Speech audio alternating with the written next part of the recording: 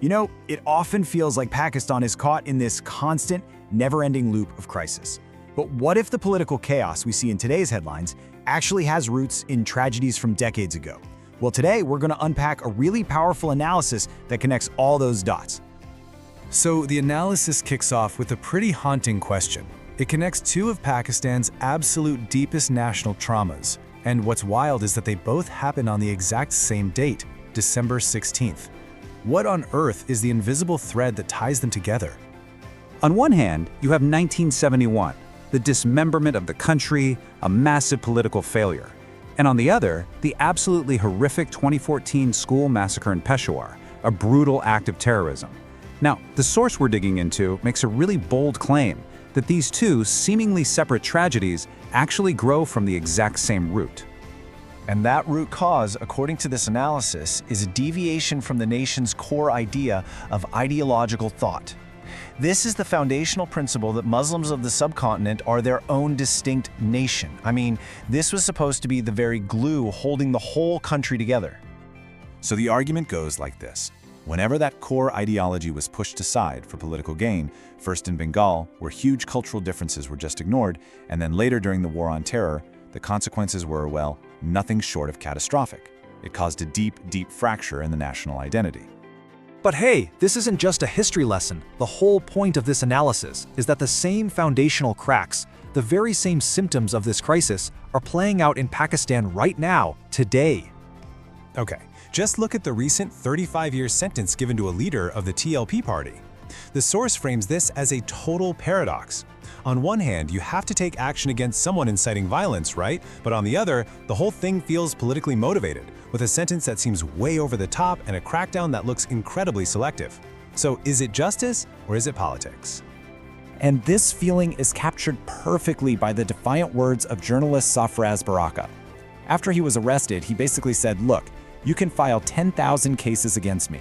My arrest doesn't put me on trial, it puts the entire system on trial."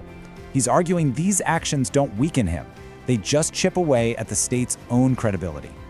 Now this is where the analysis pivots to its most explosive part. We're talking about a series of just stunning allegations against the former head of the ISI, Pakistan's incredibly powerful intelligence agency, retired General Faiz Hameed. And get this, these claims aren't just coming from some random source. They were laid out on national television by retired Colonel Enam Rahim. This is a guy who's a really well-known legal and human rights activist with a long history of taking on incredibly sensitive cases. And the allegations themselves are, wow, they are staggering. Colonel Rahim claims Hameed illegally kept classified government data on his laptop, issued direct instructions to politicians and journalists, and even stage-managed the chaotic protests of May 9th. And on top of all that, there's some really serious corruption charges. I mean, altogether, they paint a picture of deep, pervasive political interference. So you have to ask the question that the speaker raises. If this stuff is happening, if these patterns are so obvious, why does it feel like nothing ever changes? Why does history just keep repeating itself over and over? And this slide just lays out the vicious cycle perfectly. Okay, check it out. Step 1. When political parties are out of power, they slam military interference. Step 2, but then when they want to get into power, they allegedly go looking for that same support. Step 3, once they're in government, they use the state machinery to go after their rivals. And step 4, when they eventually fall out of favor, the whole cycle just starts all over again. This quote from Imran Khan just nails the contradiction.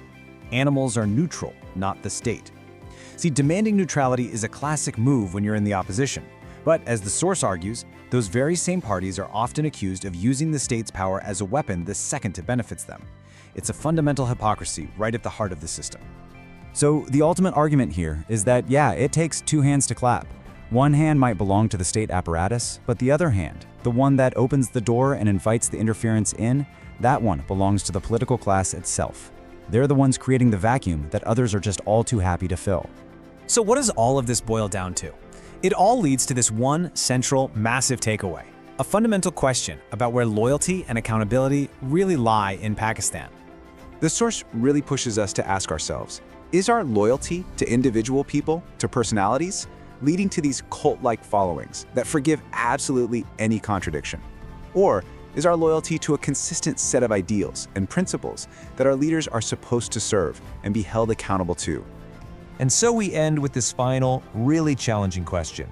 Who is truly responsible for breaking this destructive cycle? Is it some faceless system? Or is it the political players, and by extension, maybe the citizens who keep enabling it, election after election? Ultimately, where does accountability even begin?